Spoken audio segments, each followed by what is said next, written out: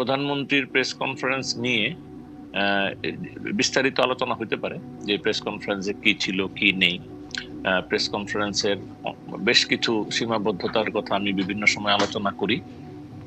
আমার স্পষ্ট বক্তব্য আছে এর ব্যাপারে যে ওইখানে আমাদের সিনিয়র সাংবাদিকদের মধ্যে দুই একজন সবসময় দেখা যায় আমাদের সাংবাদিকতার জন্য একটু গ্লানিকর ভূমিকা রাখেন, কথা বলেন, যারা যেভাবে কথা বলেন। এবং আমি অনেস্টলিও যদি বলি ওই কথাবার্তাগুলি মাননীয় প্রধানমন্ত্রীকেও আমি দেখি নাই যে উনি খুশি হচ্ছেন, সন্তুষ্ট হচ্ছেন, বরং উনি বিরক্তি প্রকাশ করছেন, বারবার বলছেন আপনি আসল কথায় আসেন, প্রশ্নে আসেন এরকম।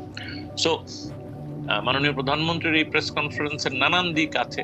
অনেকে বলে যে সেখানে সব প্রশ্ন করা যায় কিনা। আমি আপনাকে অনেস্টলি বলছি যে কোনো বিষয়ে প্রশ্ন করা যায়, এটা আমার চ্যালেঞ্জ। এবং আমি এটা ওপেনলি বলছি যে যদি ধরেন কোনো একটা বিষয় নিয়ে মাননীয় প্রধানমন্ত্রীর সেখানে প্রশ্ন করা যাবে কিনা, আমাকে যদি বিষয়টা দেওয়া হয় এবং প্রশ্নটা কোন জবাব পাওয়ার জন্য প্রশ্নটা করতে হবে বলা হয়, আমি আমার মতো আর্টিকুলেট করে প্রশ্নটা করতে পারবো। এখন আমি এটা বললাম এই জন্য যে সেখানে সম্ভবত সবাই সব রকম প্রশ্ন করতেও চান না, প্রস্তুতি থাকে না, আগ্রহ থাকে না, সেলফ সেন্সরশিপ থাকে, তাদের কারো কারো হয়তো স্বার্থ থাকে, নানান কিছু থাকে। কিন্তু তারপরও আমি বলি আন্তর্জাতিক ভাবে যদি তুলনাও করেন, দেখেন ভারতের প্রধানমন্ত্রী সাংবাদিকদের সাথে কথাই বলে না। আর আমাদের দেশে আমরা একজন প্রধানমন্ত্রীকে পাই একেবারে নিশ্চিত যে উনি কোথাও বিদেশে গেলেন, ফিরে এসে অবশ্যই তার কয়েকদিনের মধ্যে একটা প্রেস কনফারেন্স করবেন।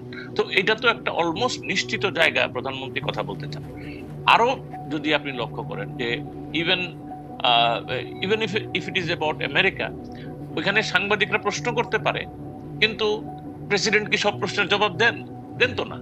সুতরাং আমি বরং দেখি মাননীয় প্রধানমন্ত্রীকে প্রশ্ন করলে উনি প্রশ্নের জবাব দেন, এবং মাঝে মাঝে আমাদের প্রত্যাশার বাইরেও নানান বিষয়ে কথা বলেন।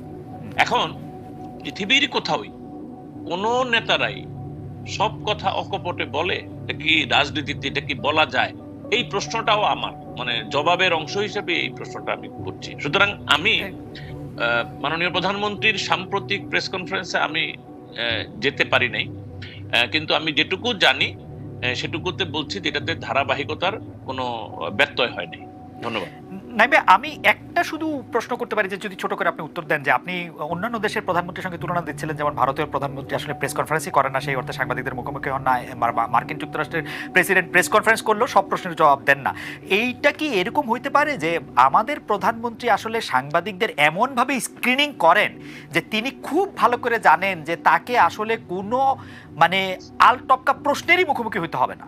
তিনি খুব ভালো করে জানেন যে তাকে কোনো ধরনের বেকায়দায় পড়তেই হবে না, সেইটা এনশিওর করবেন সাংবাদিকেরা। এরকম কি হতে পারে? আপনি অবশ্য বললেন যে আপনি যে কোনো প্রশ্ন করতে পারবেন, কিন্তু সেইটা কি আসলে আমরা কি আসলে মাননীয় প্রধানমন্ত্রীকে, আমাদের দেশের মাননীয় প্রধানমন্ত্রীকে সাংবাদিক দ্বারা কখনো চ্যালেঞ্জ হইতে দেখি? চ্যালেঞ্জ হওয়ার মতো বিষয় কি একেবারেই নাই? সেটা কি হইতে পারে না? অবশ্যই আছে। মাননীয় প্রধানমন্ত্রী চ্যালেঞ্জড হয়েছেন, মাননীয় প্রধানমন্ত্রীর ক্ষোভ প্রকাশ করেছেন, মাননীয় প্রধানমন্ত্রী রাগ হয়েছেন প্রেস কনফারেন্সে, এরকম তো অনেক ঘটনা ঘটেছে। সুতরাং আমি এটা মনে করি না যে তাকে দেওয়া হয়। বাট আমি আবারও বলি, ইউ আর রাইট, এটা বিদেশের সরকার প্রধান রাষ্ট্র নায়করাও কিন্তু চুজ এন্ড পিক করে।